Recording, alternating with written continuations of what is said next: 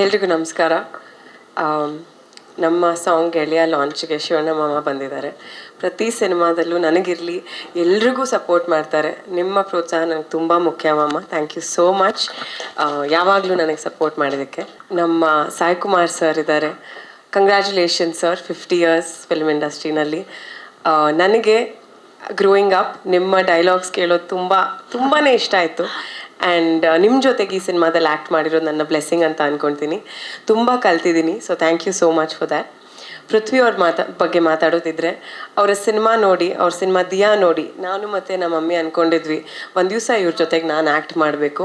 ಯಾಕಂದರೆ ಇಂಥವ್ರ ಜೊತೆಗೆ ನಾವು ಆ್ಯಕ್ಟ್ ಮಾಡಿದ್ರೆ ನಮ್ಮಲ್ಲಿರೋ ಒಂದು ಕಲೆ ಆಚೆ ಬರುತ್ತೆ ಅಂತ ಹೇಳ್ತಾರೆ. ಸೊ ಐ ಜೆನ್ಯೂನ್ಲಿ ಫೀಲ್ ನಿಮ್ಮ ಜೊತೆಗೆ ನಾನು ಸ್ಕ್ರೀನ್ ಶೇರ್ ಮಾಡಿರೋದ್ರಿಂದ ಐ ಹ್ಯಾವ್ ಬಿಕಮ್ 2% ಬೆಟರ್ ಅನಿಸುತ್ತೆ ಆ್ಯಕ್ಟಿಂಗಲ್ಲಿ.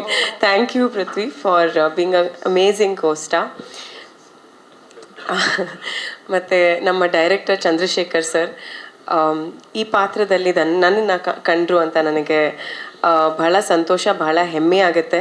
ಥ್ಯಾಂಕ್ ಯು ಸರ್, ನನ್ನನ್ನು ಈ ಒಂದು ಪಾತ್ರದ ಜೊತೆಗೆ ಟ್ರಸ್ಟ್ ಮಾಡಿದ್ದಕ್ಕೆ. ನಮ್ಮ ಚಂದ್ರಶೇಖರ್ ಸರ್ ಪ್ರೊಡ್ಯೂಸರ್, ಮತ್ತೊಮ್ಮೆ ಥ್ಯಾಂಕ್ ಯು. ನಮಗೆ ತುಂಬ ಈಸಿಯಾಗಿ ಒಂದು ಪ್ರಾಬ್ಲಮ್ ಇಲ್ಲದೆ ಇರೋಂಗೆ ಶೂಟ್ ಲೊಕೇಶನ್ಸ್ ಇರ್ಬೋದು, ಎಲ್ಲ ಏನರಲ್ಲಾರು ಇರ್ಬೋದು. Thank you for that. Song ಬಗ್ಗೆ ಮಾತಾಡೋದಿದ್ರೆ, ಇಲ್ಲಿ ಸಚಿನ್ ಬಸ್ರೂರ್ ಅವ್ರಿಗೆ ನಾವು ಡೆಫಿನೆಟ್ಲಿ ಕಂಗ್ರ್ಯಾಚುಲೇಷನ್ಸ್ ಹೇಳಬೇಕು. ಬಹಳ ಚೆನ್ನಾಗಿ ಮ್ಯೂಸಿಕ್ ಕೊಟ್ಟಿದ್ದೀರಾ ಈ ಒಂದು ಸಿನಿಮಾಕ್ಕೆ.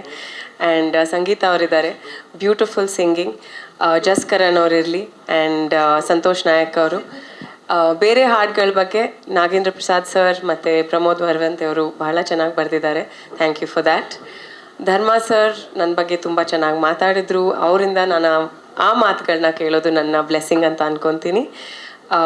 ಬೇರೆ ಯಾರ ಬಗ್ಗೆನಾದರೂ ನಾನು ಮಾತಾಡಿಲ್ಲ ಅಂದರೆ ಅಪಾಲಜೀಸ್. ಆ್ಯಂಡ್ ಮತ್ತೊಮ್ಮೆ ನಮ್ಮ ಸಿನಿಮಾ 30th ರಿಲೀಸ್ ಆಗ್ತಾಯಿದೆ, ಚೌಕಿದಾರ್. ಥಿಯೇಟರ್ನಲ್ಲೇ ನೋಡಿ. ಧನ್ಯವಾದಗಳು.